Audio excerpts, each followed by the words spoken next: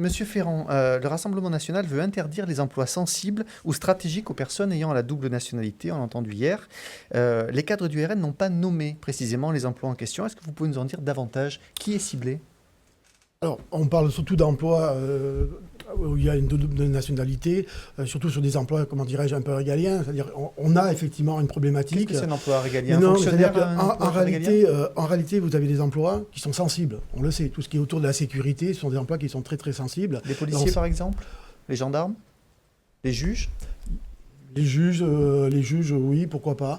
Certains policiers... On peut interdire aux juges d'avoir une double nationalité? Pour moi, oui. Pour moi, je D'accord. pense qu'un juge ne devrait pas avoir une double nationalité. Un policier? Un policier, c'est possible.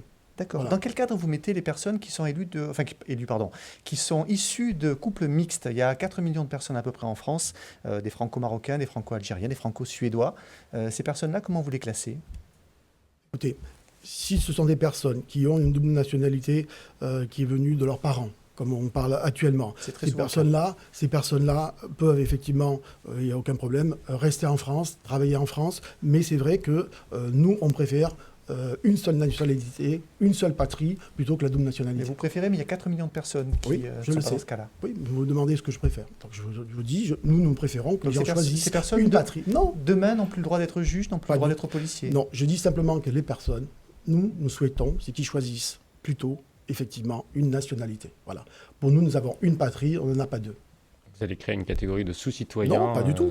Oui, la dernière fois qu'une classification des gens a été faite comme ça, je pense que ça nous rappelle des heures très très sombres de l'histoire. Quelle sera la prochaine étape? Leur Mais il n'y a interdire, pas de prochaine étape, interdire madame. aux binationaux Il n'y a pas de l'accès prochaine étape, madame. au logement, interdire aux binationaux l'accès aux soins. Pas du tout. Quelle sera la prochaine étape? Mais pas du tout. Les gens qui sont ici, qui travaillent, qui payent leurs impôts, ont les mêmes droits que les Français.